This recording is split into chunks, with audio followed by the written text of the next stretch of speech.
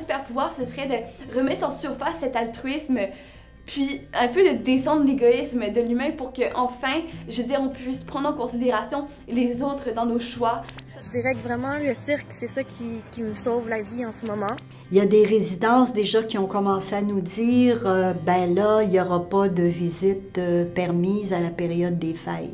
Le risque d'être isolé, c'est peut-être celui qui est le plus important. Puis là, ça agit comme une grande faucheuse. Et il y a un paquet de gens qui ont débarqué du bateau parce que c'était devenu tellement compliqué que ça enlevait toute envie de continuer. Vous savez, il n'y a personne qui est à l'abri de se retrouver un jour en situation d'itinérance. Le fait qu'on joue avec les intervenants, ça permet de resserrer les liens. Ils sont très compréhensifs. C'est vraiment le fun de pouvoir se confier à quelqu'un de responsable, quelqu'un de compétent. Pour que je puisse aider quelqu'un, il faut que je sois bien dans ma peau. Elle, ça fait à peu près 3 ans qu'on se connaît, puis sérieux, là... voyons, je suis donc bien émotive. Sérieux, elle m'a beaucoup aidé encore à me réconforter, puis à me dire vraiment les faits, qu'est-ce qui se passe, puis tout ça. Les personnes qui ont vécu dans la rue ont dû s'adapter très souvent, très souvent. Ils sont passés par les centres jeunesse. Ils peuvent plus vendre le journal L'Itinéraire, ils peuvent plus vendre des canettes dans des épiceries, ils peuvent plus quêter, le monde crache dessus puis crie après eux. Si j'avais vécu le quart de la moitié de ce que certains résidents ont vécu, probablement que je serais plus là pour vous parler. Sérieusement, je vais devenir émotive, là, je suis désolée pour vrai, là. Le monde sont tellement rendus avec de préjugés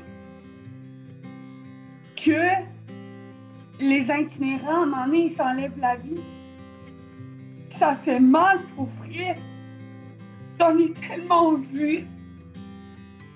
Souvent, le monde s'en rend pas compte, je pense.